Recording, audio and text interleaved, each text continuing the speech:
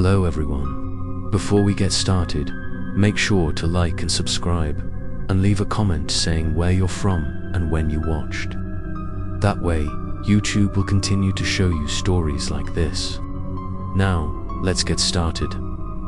Asterisk, I stood frozen. At the threshold of the small hut, the light from the yellow oil lamp covered everything in a gloomy color.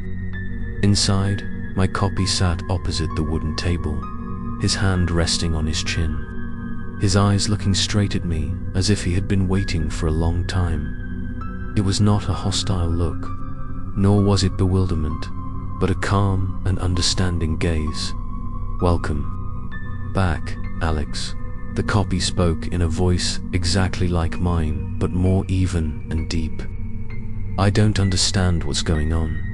Is this the last joke of the night market that only opens at 1 a.m.? I am you, but not you anymore.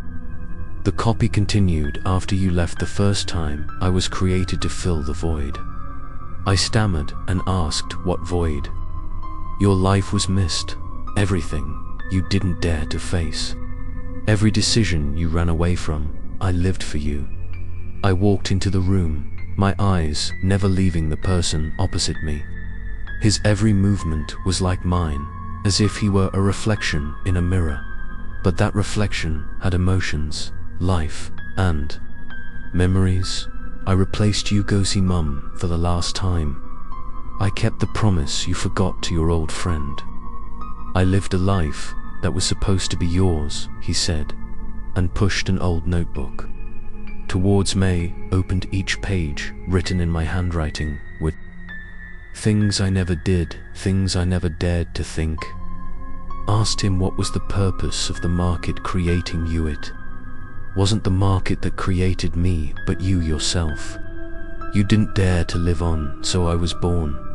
Sat down on the chair, feeling everything collapsing around me, not knowing what was real and what was a lie. I was erased from real life, or was I locking myself in this place? The clone stared at me with haunted eyes. If you want to leave this place, you have to accept that life is not perfect, and dare to move on instead of standing outside. Observing, I asked if I did that, what would you, Doywell, disappear like?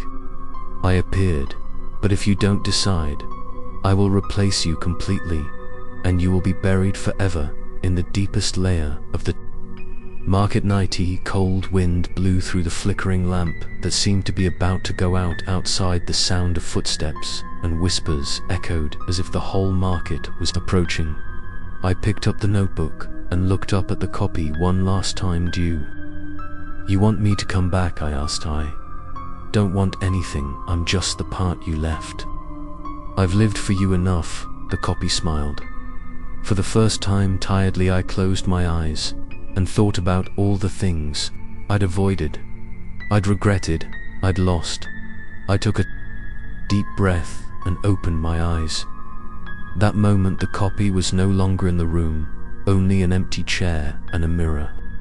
Hanging on the wall in the mirror was me, but the real me, not distorted, not deviant. I opened the door and stepped out. The dirt road had disappeared. Instead, there was a vast empty space with only one wooden gate open. I walked towards it. The light from the other side was as gentle as dawn, but as I got closer, I saw the familiar figure of the woman in red.